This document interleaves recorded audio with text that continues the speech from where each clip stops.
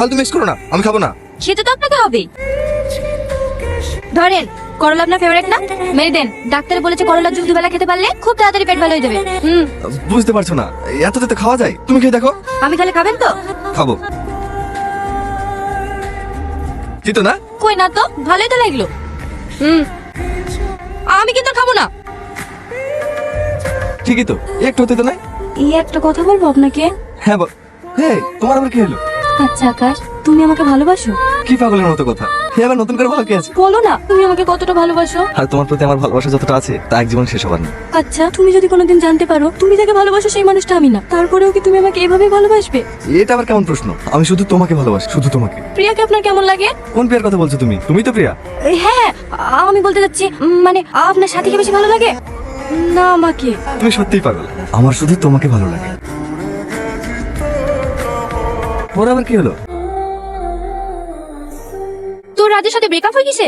হ্যাঁ, পেছনে যে মেয়েটা বসেছিল মেয়েটা কে রে? শাকিলের বোন, বাজে ছেলে একটা। আমি প্রিয়াকে কতবার নিষেধ করেছি, ও যে কত মেয়ে জীবন নষ্ট করেছে তার নাই ঠিক। বাদ দে, ওই পাড়ার ছেলেগুলো ওইরকমই। কি কি খেয়ে বেড়াই?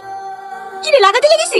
এক্ষুনি শুরু করলাম, চা ব্যাগটা রেখে আয়। আমার লেগে একটু দাঁড়ানো গেল না? ভাবি এসে অনেকক্ষণ ধরে বসেছিল তো, রাগ করিসনি, চা ব্যাগটা রেখে আয়। লড়িস নি। হ্যাঁ হ্যাঁ, আমি কাল সকালে বেরিয়ে পড়বো। কে কোথায় যাচ্ছে? রাখছি বাপ্পা, পরে ফোন করবো। বাড়ি যাওয়ার জন্য বলছে আন্টি। পরশুদিন আমাদের গ্রামে খেলা তো, বন্ধুরা ফোন করেছিল। না না, বাড়ি যাওয়া হবে না। বুড়ি মেয়ে যাওয়া এত করে বলে গেল বিতে থাকার লেগে একবার অনুষ্ঠান শেষ করে বাড়ি যাবা।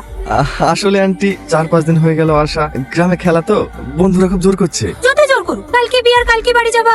ওরা কি ভাববে? দরকার হলে আমি ভাইকে ফোন করছি, বাড়ি যাও বললে যাওয়া হয়ে যাবে। দাঁড়াও, বাড়ি গিয়ে আব্বাকে পাঠাছি। লেন লেন, এই দুটো দিন থেকে গেলে মহাভারত অশুদ্ধ হয়ে যাবে না। বিয়ে শেষ হলেই চলে যাই, তখন আর আপনাকে কেউ আটকাবে না। কে বাড়ি যাচ্ছে? আমি দেখছি বন্ধুদেরকে ফোন করে ম্যানেজ করা যায় কি। ম্যানেজ না, থাকতে হবে। এই দেখি দেখি, পি প্লাস এ। প্রিয়া কে? প্রিয়া প্রিয়া তুই?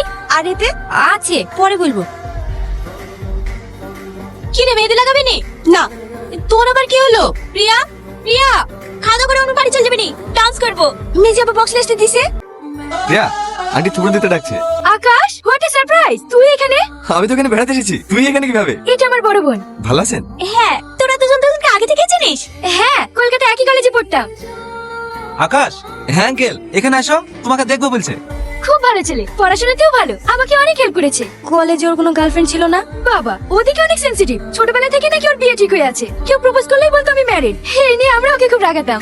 আরে প্রিয়ার সাথে তো ওর বিয়ে ঠিক হয়ে আছে। তোমার না প্রিয়া? হ্যাঁ, সত্যি তুমি অনেক লাকি, ওর মতন একজন মানুষকে পেয়েছো। অনেক সিনসিয়ার, কেয়ারিং, স্মার্ট, কথা একটু বেশি বলে কিন্তু মনের দিক থেকে অনেক ভালো। এই পরে থুবড়ে দেওয়া হয়েছে না। তাড়াতাড়ি আয়, উঠে পড়বে। হ্যাঁ, আসছি, এর সাথে আয়।